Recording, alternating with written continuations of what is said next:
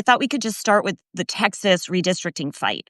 For anyone watching who doesn't know, dozens of Democrats have fled the state of Texas because their legislature is trying to redraw the map in a way that would effectively give Republicans 5 more seats in the House. You have said this is an effort to rig the midterms. Kathy Hochul has said it's war. I'm curious, history has shown us that when these legislatures leave and come back, ultimately, the state does what it planned to do anyway. So, do you think in this case, these Democrats should stay out of the state indefinitely, even through next year's midterms? Well, that's a decision that, of course, will be made by the House Democrats in Texas who've courageously made the decision not to vote on a set of gerrymandered congressional districts that are designed to undermine the ability of the people of Texas to have a free and fair election. Donald Trump ordered Texas Republicans to change these maps in the middle of the decade in order to try to rig the midterm elections because he's afraid that they're going to be wiped out. Now, it is important to note that this is a special session that, by law, pursuant to the Texas Constitution, has about 2.5 or so weeks left. And the Texas Democrats in the legislature will make a decision as to what's appropriate, given what's taking place in Texas right now, but we stand squarely behind them. If you believe this is an effort to rig the elections, and we're seeing it in Texas, we don't know where we might see it next. What concrete playbook are you putting forward to stop sort of political theft, if that's what you see it as? Well, in addition to standing behind the Texas Democrats, and we're so appreciative of their courage, their character, and the conviction, of course, that they're showing. I spent time with them in Austin last Wednesday, which was the date that the maps first came out, as well as on Thursday, where we spoke to the people of Texas about why this was so problematic for them, and why these gerrymandered maps would result in undermining their quality of life. Because this is not just political gamesmanship.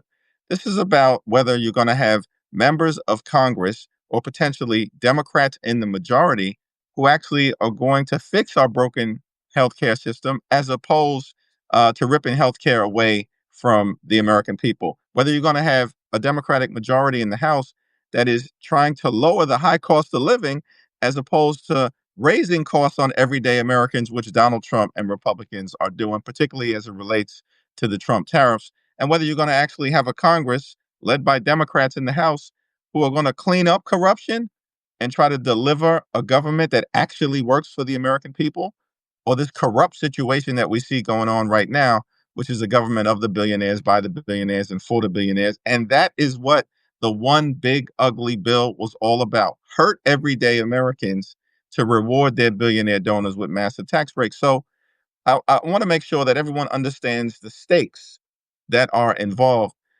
with what Republicans are trying to do. Democrats are only 3 seats short of taking back the House next November. That's the narrowest majority that any party has had since the Great Depression. And that is one of the reasons why Donald Trump and Republicans are running scared, because they haven't produced anything for the American people to make their life better. In fact, they're actively making life worse. So it's all hands on deck in terms of making sure that the national congressional map is fair, which is why you're seeing other states led by Governor Newsom in California, as well as, of course, J.B. Pritzker in Illinois and Governor Kathy Hochul in New York, making it very clear that there will be a Democratic response. So let me ask you, there's 2 ways Democrats can respond. One is to try to redraw the districts in blue states as well to meet that challenge. And you've just mentioned Kathy Hochul, who I spoke with last week. She plans to take that action if she can, given their constitution at some point. Here in California, where I am, Governor Newsom wants a special election to allow California to redraw its maps to counter Texas. Just on that point, do you support that effort? I support the effort led by Governor Newsom, as well as the members of the California congressional delegation, led by Zoe Lofgren, Nadine, and Pete Aguilar, the chair of the House Democratic Caucus. Of course, in partnership with Speaker Emerita Nancy Pelosi. It's a powerhouse delegation in California, along with the legislative members of the California Assembly and State Senate, all of whom are in session right now and are discussing the appropriate way to respond. Now, as I understand it, and this is important, that Governor Newsom is contemplating going to the voters to indicate that under these circumstances, where you have extreme MAGA Republicans in the House, as well as, of course, in the Senate, led by Donald Trump, actively trying to hurt California and then trying to make things worse by rigging the election and imposing a gerrymandered congressional map on the country through Texas, potentially stealing 5 seats, the voters of California will have an ability to resolve that issue as to whether there should be a response from the great state of California. That's an appropriate way to proceed and a model for what can be done potentially in other states. So it sounds like it's a arms race in a sense. If the red states are doing it, the blue states are doing it. I want to give you a counter example. Another elected official from California, Republican Representative Kevin Kiley, who serves in the House, is pushing federal legislation to ban all of this. He wants to stop all the redistricting. It doesn't take a terribly hard leap of logic to understand that's because he would probably lose his seat here in California if it redistricted. Is there a version of events, though, where you see a Republican breaking with Trump on this? And would you push Democrats to get behind his effort and make it a bipartisan plan to block all redistricting? Well, here's the thing about Kevin Kiley. We haven't heard a peep from him about what is taking place in Texas. Not a word. And in fact, this guy introduces a bill, which of course is triggered by Trump's malignant actions in Texas, which Texas Republicans support. They all fall in line like they always do, and doesn't even mention what's happening in Texas, which tells you that this is a phony effort and it's all about self preservation. If these Republicans were actually interested in taking a good government approach, they would support what House Democrats have consistently introduced, which is nationwide redistricting standards that would prohibit states like Texas from engaging in extreme partisan gerrymandering in the absence of voter approval. But Kevin Kiley has never expressed support for that legislation that is part of our, for the people democracy reform legislation, which, by the way, Jessica, as you know, the House has passed not once, but twice. Not a single Republican has ever supported this efforts. So we're happy to have that conversation at the appropriate time in terms of a good government approach nationally. But the notion that Democrats are going to unilaterally disarm in the face of this extremism that has been unleashed on the American people, this assault on the economy, assault on healthcare, assault on children, assault on veterans, assault on hardworking American taxpayers, assault on the rule of law, on law abiding immigrant communities, and democracy itself. And we're supposed to unilaterally disarm. It's not going to happen. Is that what he's asking for, or is he just asking for a ban on all redistricting nationally? And could Democrats just call his bluff and say, sure, we're in on that too, and bar Texas, and then it takes this arms race, it disarms the arms race? Yeah, given the fact that he didn't even bother to mention Texas when he introduced the bill, it's not even clear to us without taking a look at the bill whether it What's would in it? apply to That's Texas. fair. Right. Okay. Let me ask you this. Democrats control 18 state legislatures. I think my math is correct. GOP 28. I was covering national politics in Washington, D.C. back in the year 2010 when Republicans publicly told all of us, all the political reporters, we are going to make an effort to win as many state legislatures as we can and try to redraw the maps. They were not secret about it. It was public. They have had 3 cycles of doing this. So my question is this an arms race Democrats can actually win? And starting with President Obama, who knew this was happening in 2018, why did Democrats let this go unchallenged for so long? Well, that's a very good question. And here's the thing. The good news is Democrats actually did respond in the aftermath of the 2010 redistricting that took place in advance of the 2020 redistricting by forming, led by President Obama, Speaker Emerita Pelosi, then Leader Pelosi at the time, and former Attorney General Eric Holder, in forming the National Democratic Redistricting Committee, which has litigated case after case after case and been on the front lines, which has resulted in the current congressional map being the fairest in decades. But that is why Republicans are now trying to change the dynamics by going back into Texas to do mid decade redistricting after they went back into North Carolina last cycle and redrew the North Carolina congressional map, which is an important point here because, we're 3 seats short, as I mentioned. Now, North Carolina is a 50-50 state, swing state. Donald Trump narrowly won in November of last year in North Carolina, but the governor is a Democrat, the lieutenant governor is a Democrat, the attorney general is a Democrat, other statewide offices held by Democrats. Democrats won a close election for the North Carolina Supreme Court seat that was also on the ballot in November of 2024. Democrats won across the state of North Carolina in November of 2024 while losing at the top of the ticket. So North Carolina is a 50-50 state. It had fair maps that were drawn at the beginning of this decade. And as a result, the delegation in North Carolina, which is 14 members, had 7 Democrats and 7 Republicans.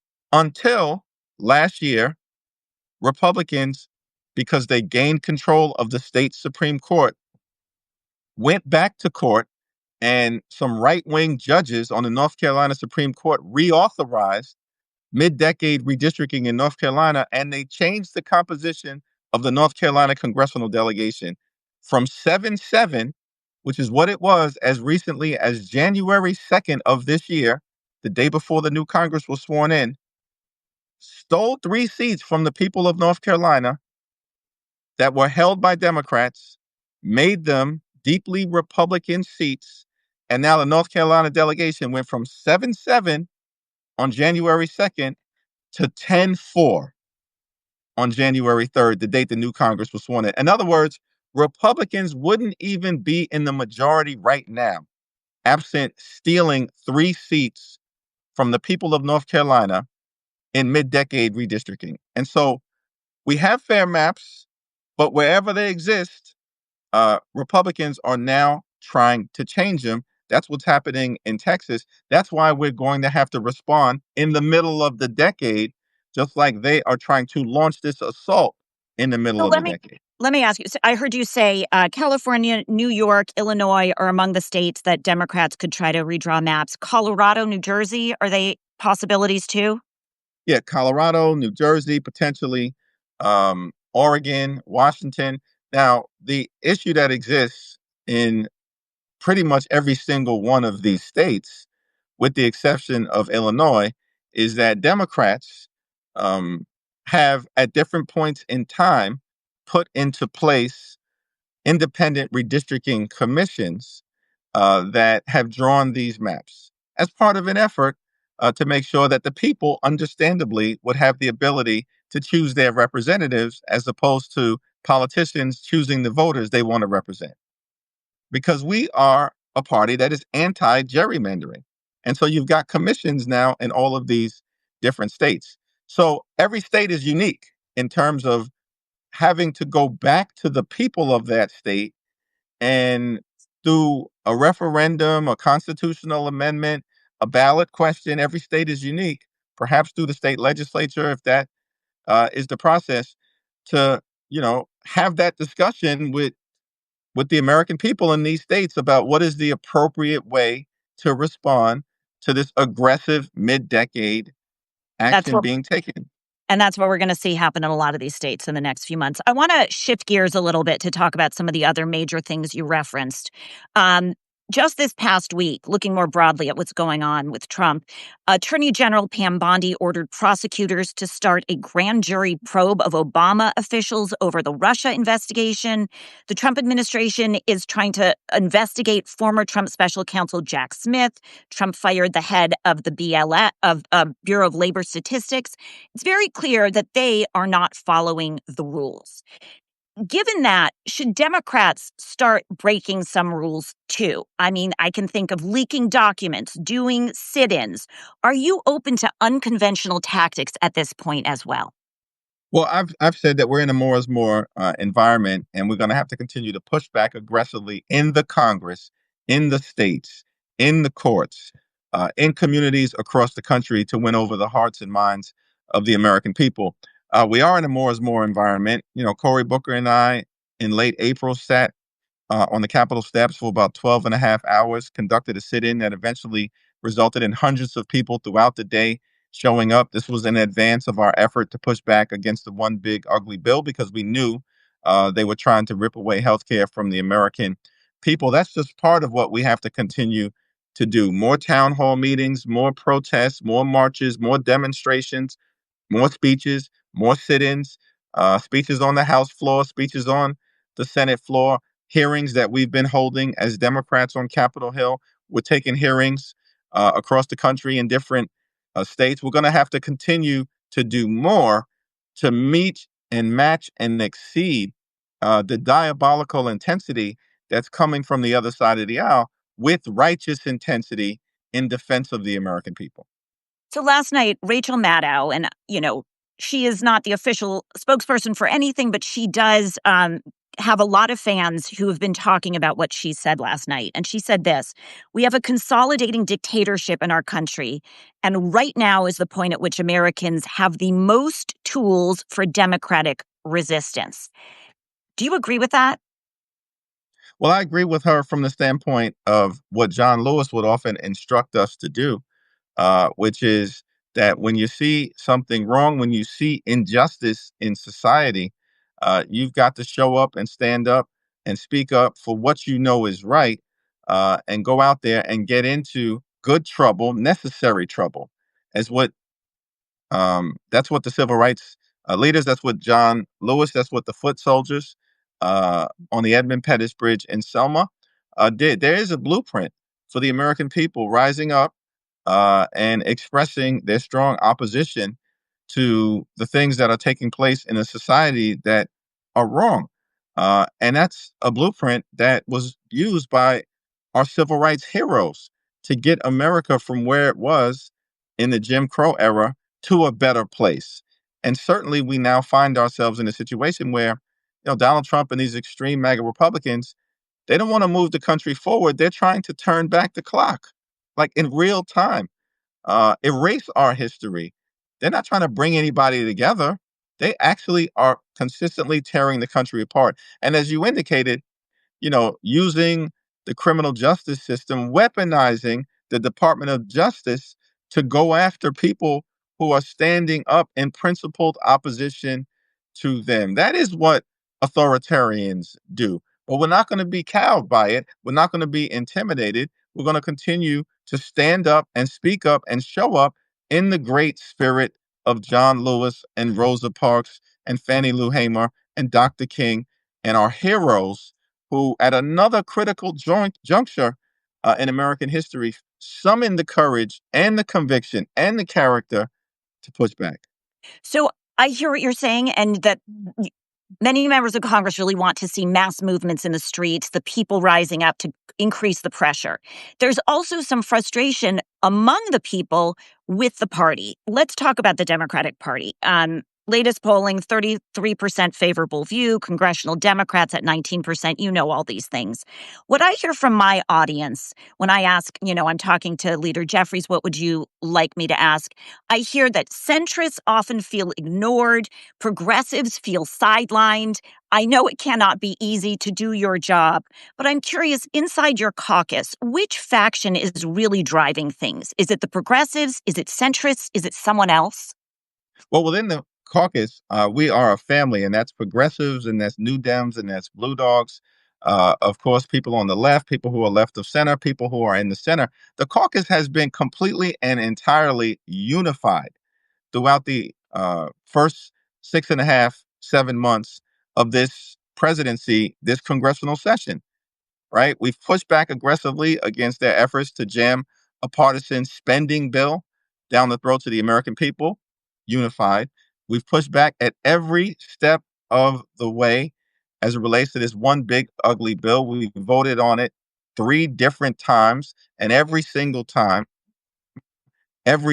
House Democrat strongly opposed the bill. We forcefully debated it before the Rules Committee on the floor of the House of Representatives over and over and over again. Members were leaving their hospital beds or fresh off of surgery to actually fly halfway across the country in the form of Joyce Beatty or Brittany Pedersen, who's taking her newborn son across the country in late February, literally weeks after he had been born, so she could make sure she was on the House floor. And of course, Kevin Mullen, who flew across the country in late February to be there to push back against the one big ugly bill the first time it was brought to the floor, notwithstanding the fact that he had just had multiple surgeries, he had to fly across the country with his wife so she could change his IV on the plane. He flew from Northern California to Washington, D.C. to make it. That's the resolve that House Democrats have shown, every single one of them. So whether it's Representative Ocasio Cortez, to Representative Jared Golden, and all points in between, House Democrats will remain unified as we push back against the American people, on behalf of the American people, against the extremism that has been unleashed on the American people by Donald Trump and House Republicans.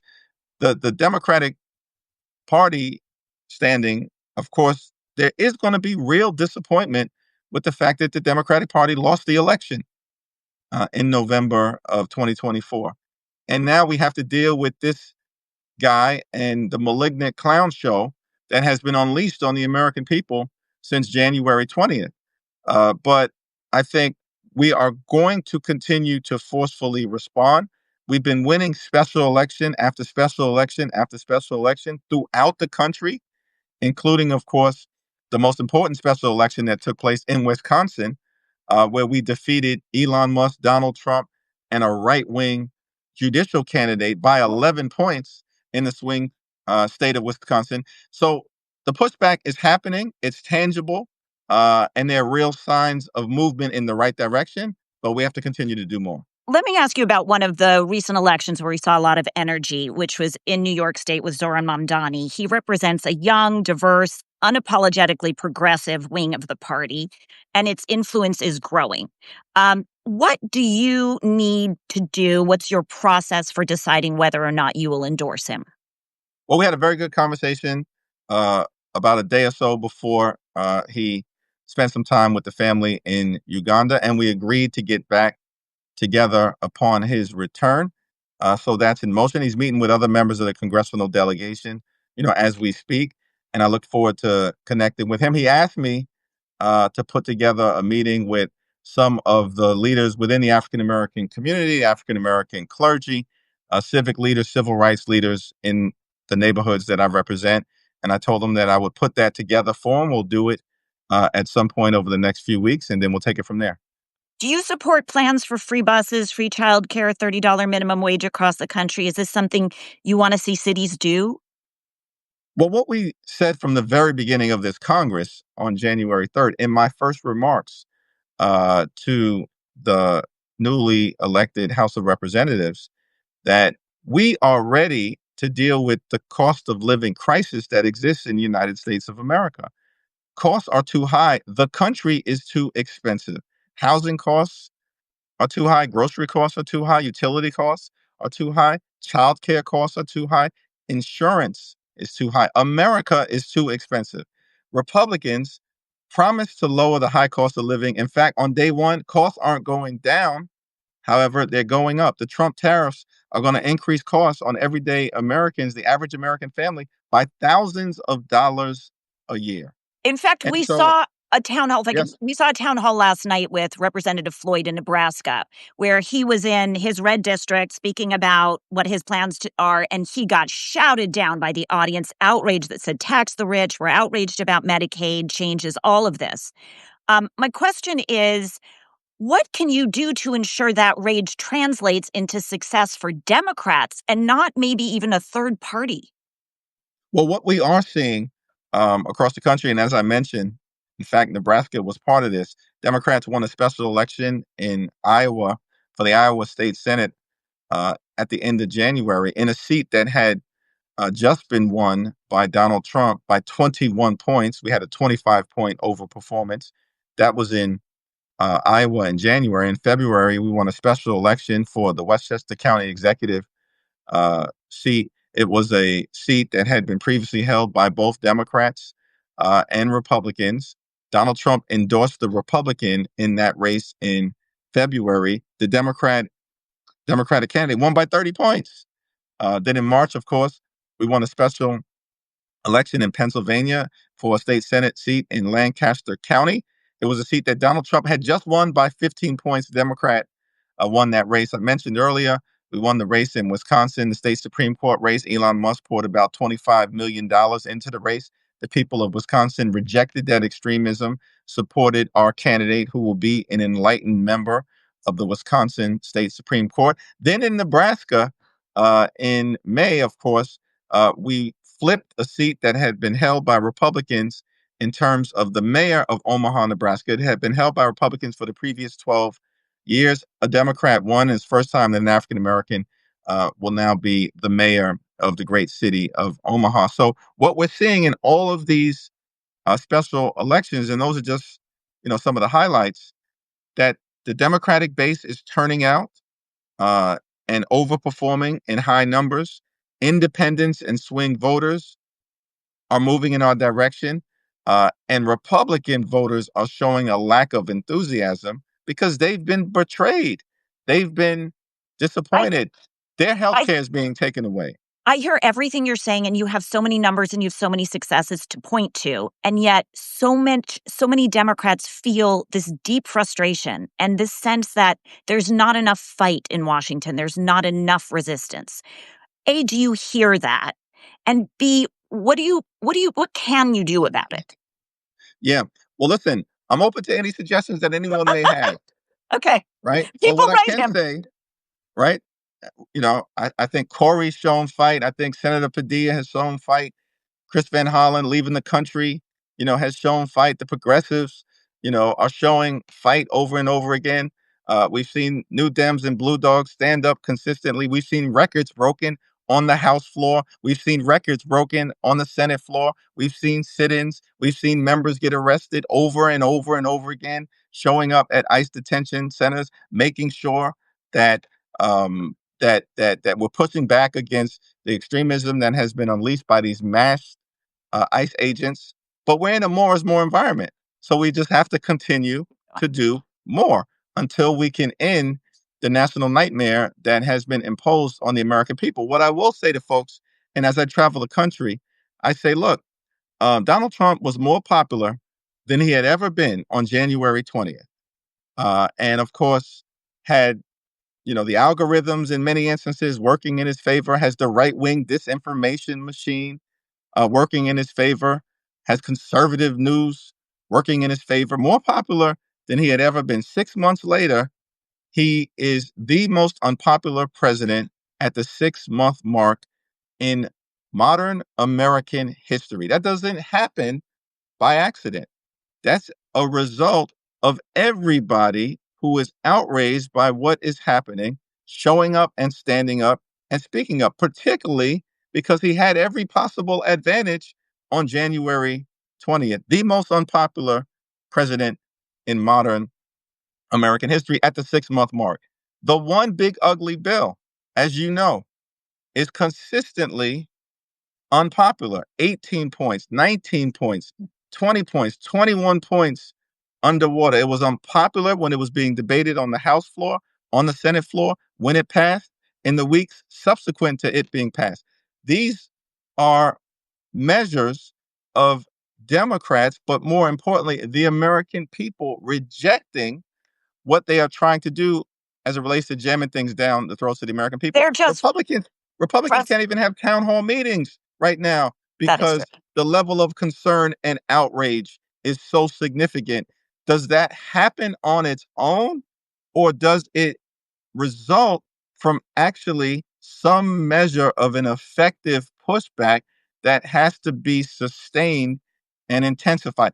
That's not a question that I'm prepared to answer, but that is a question that everyone should be asking themselves and can come to their own conclusions. Okay, I promised your team you've given me a ton of your time. I have one more question. I wanna say one thing, which is I'm not gonna ask you about this, but everybody wants to know how these ICE agents are being recruited, who they are, where they're coming from. If you guys have any power to try to make that transparent, that would be wonderful because I know a lot of journalists want to know and people. Secondly, I like to end with a more human question, if we could, because you're a human being doing this work, and it's hard for all of us to live in this moment. I call my brand News Not Noise because we all need a break from the noise. And I ask people who are in the pressure cooker like you, what do you do to unplug? What is your go to strategy to find your balance and feel human again? Well, my go to strategy, whenever possible, one is to take walks early in the morning. I'm a particular fan of the Shirley Chisholm State Park that I was honored to help create in the East New York section of Brooklyn. It's a wonderful place to visit for anyone who ever finds themselves in that part of the district, thinking about how to proceed, what's going on, how to move forward, addressing all of the challenges, of course, that we face, but doing it in the peace and tranquility of nature. I try to do that as often as I can, not as often as I would like, but as often as I Yeah. can. And I certainly, look forward to continuing to follow the New York Knicks when the season resumes in October, St. John's basketball when the season resumes in November. And both St. John's and the Knicks had great seasons most recently and brought a lot of joy to my life, though, of course, the ending in both instances was disappointing. There's so much in life we cannot control, but it is wonderful to have those escapes.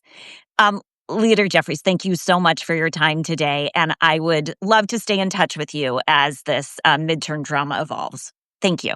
Look forward to it. Thank you for what you do. Thank you. Have a good one. Thanks, everyone. And this is going to be posted, and you can reshare it, and I'll get it out to you soon. Have a great one. Bye. I will put this up on. I'll send this out on my Substack newsletter, and you'll all get it this evening.